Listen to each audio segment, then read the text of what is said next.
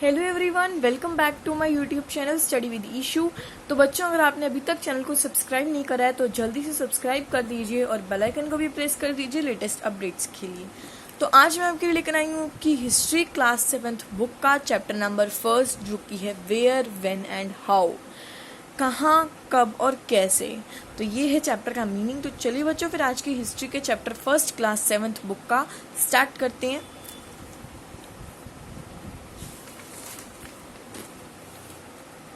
सबसे पहला टॉपिक है हमारा glimpse of the past. Glimpse हम पढ़ेंगे पास्ट का, जो हमारे पुराना ग्लिम्स है वो पढ़ेंगे। The Asian period of India in history ended with the death of Harsha. Asian period है, एशियन मतलब जो पुराना पीरियड है, पुराना समय है, वो हर्षा की डेथ से ख़त्म हुआ है। The presence of powerful dynasties like Palas, जो पावरफुल डायनेस्टीज हैं जो कि पालाज, प्रथ्यार्स, राष्ट्रकूटाज, चोलाज, राजपूत्स। और ये बिगिनिंग है अर्ली मेडिवल पीरियड की। जो मेडिवल पीरियड मतलब वो होता है जो बीच का पीरियड होता है, medieval period. And the dynasties of the Delhi सल्तनत, रीजनल जैसे किंगडम्स वगैरह मुगल बिलोंग करते थे लेट मेडिवल पीरियड से।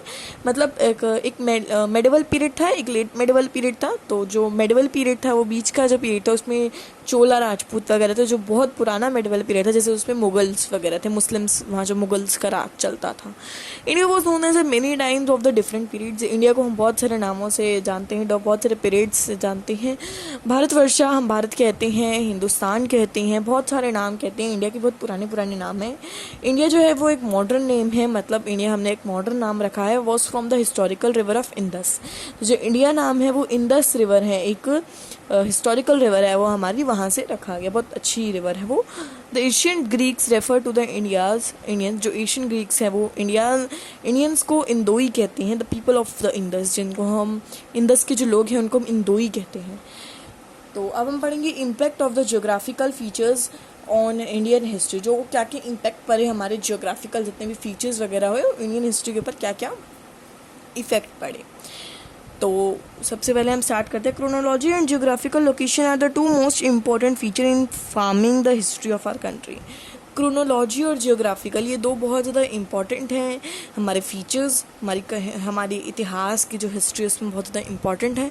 जो जियोग्राफिकल लोकेशन होता है वो India is a played a significant role, बहुत इंपॉर्टेंट रोल प्ले करता है डेवलपमेंट में। जो इंडियन हिस्ट्री के जो जियोग्राफिकल लोकेशन है, the great Himalayas in the north face located as a barrier. जो ग्रेट हिमालयाज हैं वो always acted as a barrier against the foreign invaders. जो फॉरेन इन्वेडर्स आते थे इंडिया के लिए तो वो हिमालय बैरियर जैसे खड़े हो जाते थे।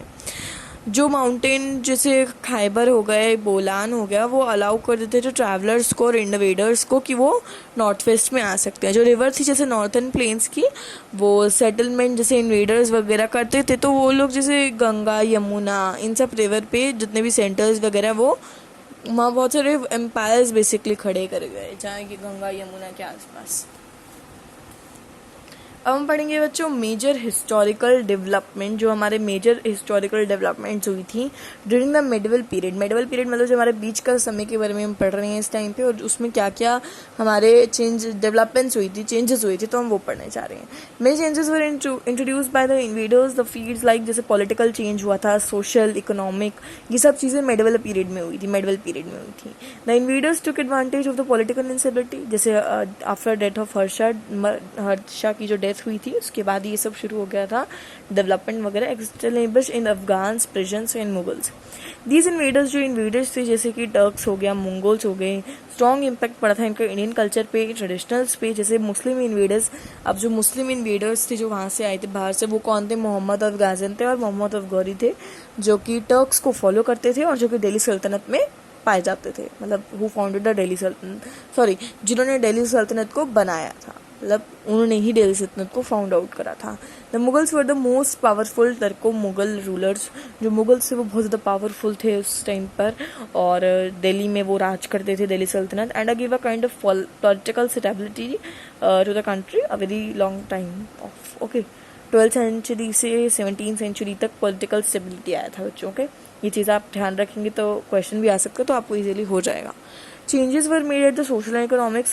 सोशल और इकोनॉमिक पे भी बहुत चेंजेस आए थे। एग्रीकल्चर पर चेंज आए थे, जैसे clearing of forest was marked by the gradual clearing of forest. पेड़ काटे जा रहे थे। कास्ट पर, जातीस पर, सब कास्ट पर, इन सब पे भी बहुत चेंज आए थे पीरियड्स में। अपनी तरह जातिवाद, कास्ट वगैरह उन सब कास्ट पर तब भी बहुत चेंज आए थे। The invaders were bought with new ideas, बहुत सारे आइडियाज़ के साथ आते थे, जैसे प्रेजन हो गया, व्हील फॉर इरीगेशन, अब इरीगेशन के लिए व्हील उन्होंने इन्वेंट करा, spinning wheel for weaving clothes, और इतने सारे चेंजेस हैं। जैसे हम पहले हाथ से बुनते थे एंड वो स्पिनिंग व्हील मशीन लेकर आए, तो बहुत सारे चेंजेस आते गए। The process of centralization regionalization one independent and had a great influence to another. जो सेंट्रलाइजेशन और रिजलाइजेशन एक ऐसा प्रोसेस थे जो कि बहुत इंडिपेंडेंट थे और इन्होंने भी काफ़ी सब चेंज करा था।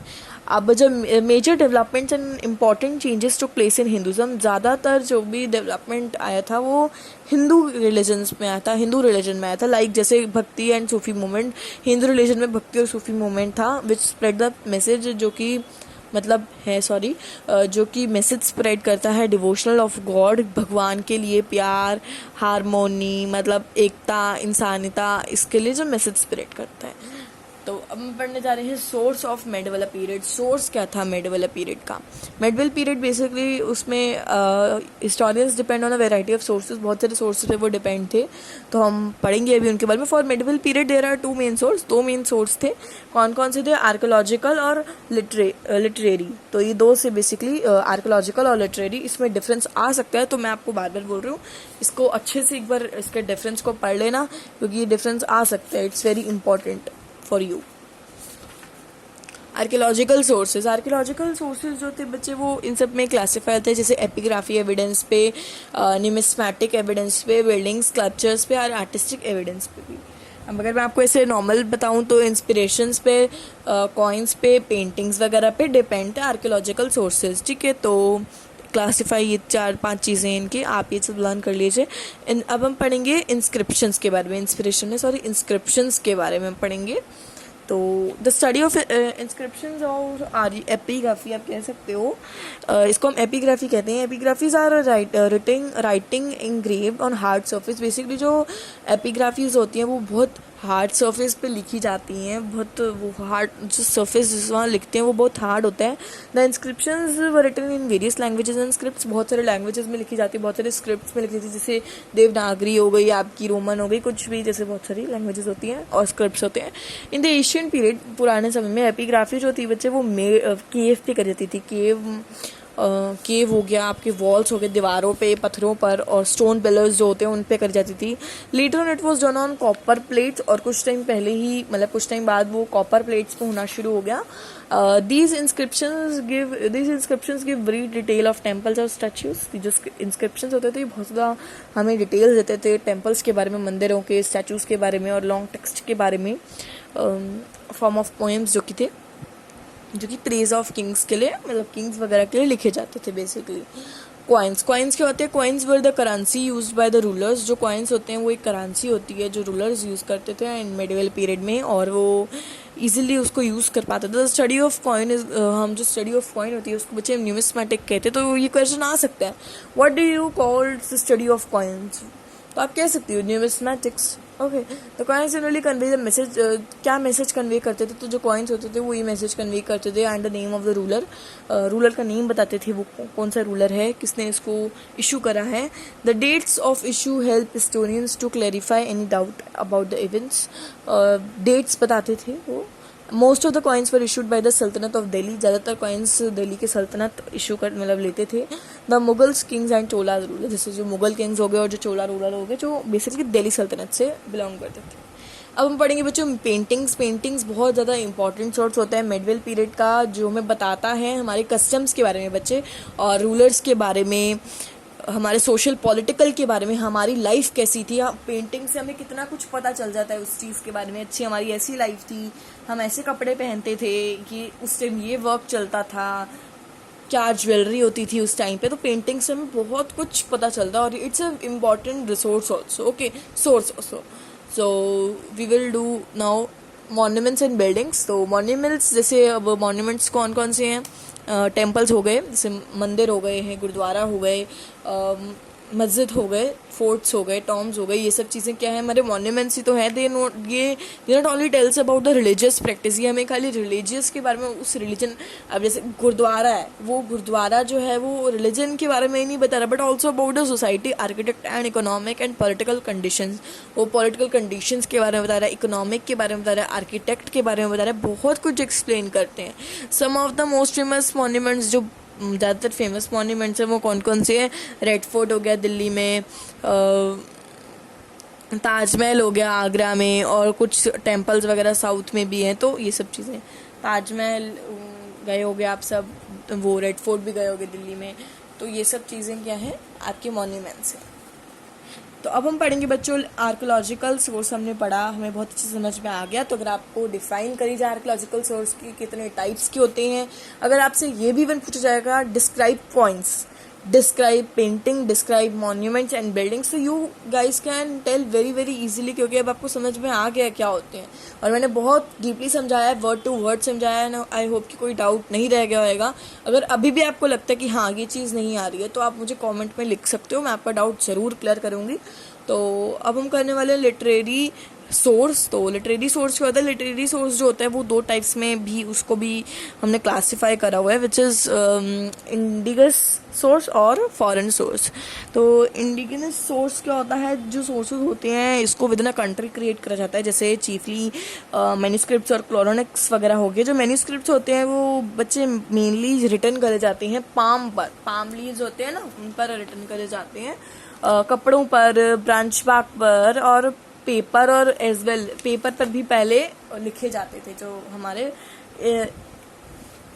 इंडिजिनियस सोर्स होते थे। ओके, सो इनके बारे में यहाँ और भी इन्होंने बताया हुआ है कि जो इंडिजिनियस सोर्स होते हैं वो मोस्टली कन्वे हमारे लाइफस्टाइल रूलर्स के बारे में बताते हैं, उनकी फैमिली के बारे में बताते हैं कि वो कैसे वहाँ लड़े थे, क्या हुआ था, और जो लैंग्वेजेस होती हैं उसमें भी वो उनके बारे में बताते हैं। काफ़ी कुछ पता चलता है हमें इंडिजिनियस सोर्सेज के बारे से भी। और कुछ फेमस यहाँ क्रोनोनिल्स हैं, ऑटोग्राफीज़ हैं, हिस्टोरियोग्राफी हैं, बायोग्राफीज़ आप कुछ भी कह सकते हो, ये सारी चीज़ें हैं। जैसे नेम ऑफ द बुक राजा, एक सेकेंड, हाँ, जैसे नेम ऑफ द बुक यहाँ मैंने ले लिया तबाकत आई नासिर, तो ये ऑथर कौन है इसकी, मिनहाजा आई सिराज। और इन्होंने लिखा क्या है इस बुक में, इन्होंने लिखा description of the region of Mohammad of Ghazni, Mohammad of Ghazni के बारे में इन्होंने लिखा है, बलबन के बारे में लिखा है। तो ऐसे ऐसे, जैसे पृथ्वीराज चौरस, पृथ्वीराज रसो, तो ये ऑथर कौन है, इसको लिखा इसने है चंद बरदाई ने, और उन्होंने बताया हुआ है फेमस राजपूत रूलर पृथ्वीराज जो थे हमारे, पृथ्वीराज चौहान थे, उनके बारे में बताया गया है काफ़ी कुछ। तो इसको भी एक बार आप रीड कर लीजिए, तो बहुत ज़्यादा इंपॉर्टेंट है ये, कि अगर आपको पूछा जा सकता है कि नेम ऑफ द बुक और उसके ऑथर के नाम बताओ, एग्जाम में आ सकता है, किसी भी टाइप से क्वेश्चन आ सकता है।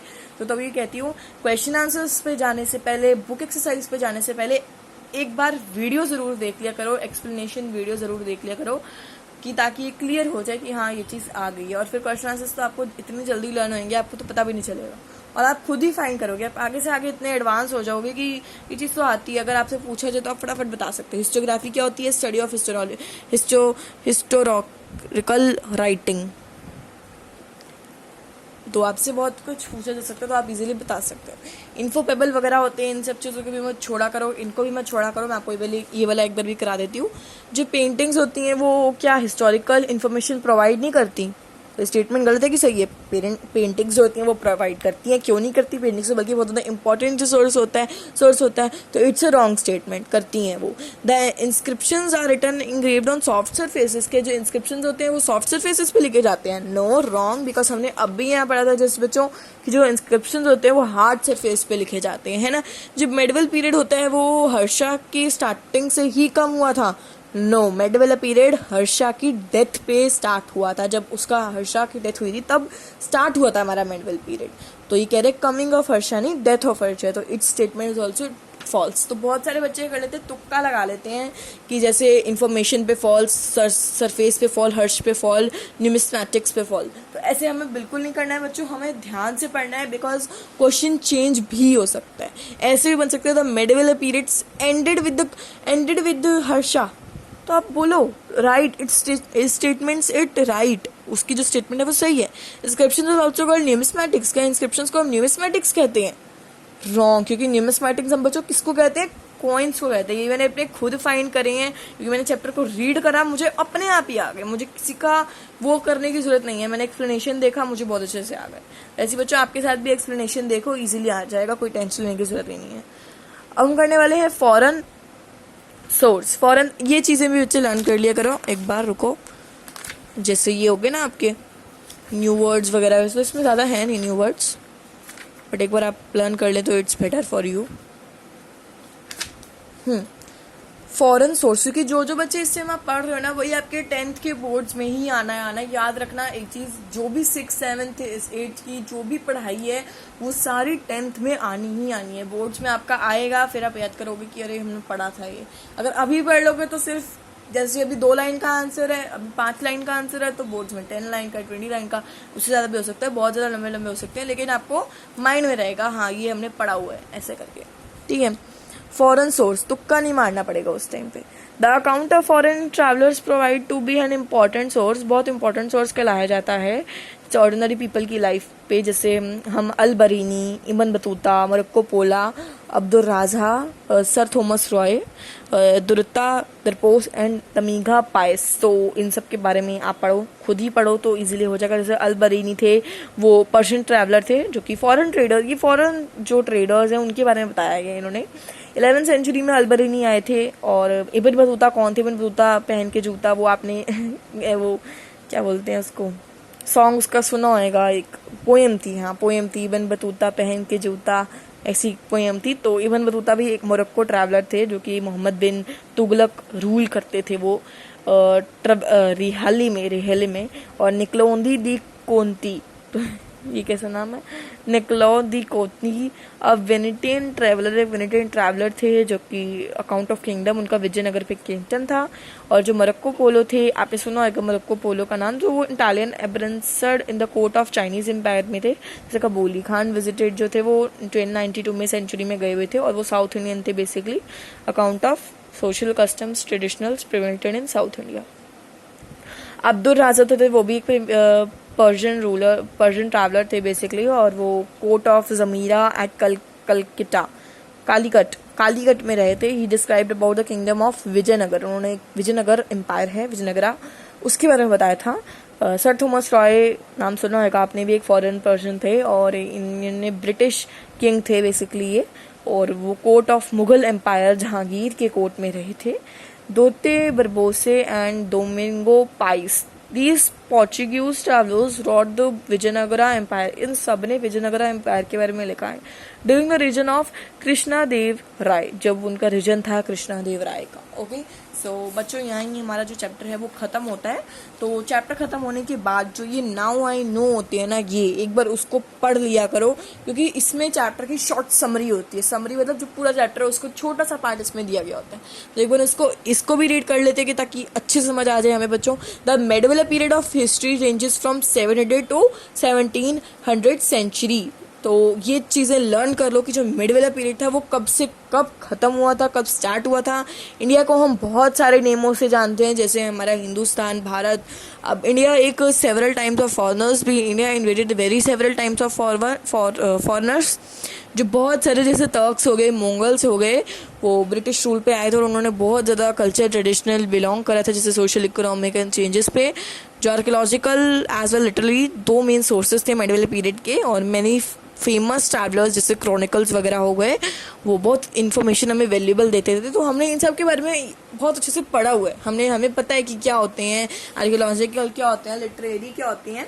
तो अगर आपको अभी भी लग रहा है कि हाँ ये चीज़ नहीं समझ में आ गया, समझ नहीं आ रहा, ये वाला पैराग्राफ नहीं समझ आ रहा, तो आप मुझे कमेंट सेक्शन में लिख सकते हो। अगर आपको कोई भी डाउट है प्लीज़ लिख दिया करो कमेंट में, डोंट बी शाय। तो I will meet you all in the next video. And हाँ बच्चों, मैं आपको बताना चाहती हूँ, अगर आपने अभी तक मेरा एक और चैनल है कुक विद ईशू के नेम से, अगर आपने अभी तक वो भी सब्सक्राइब नहीं करा ना, तो जल्दी से सब्सक्राइब कर दो।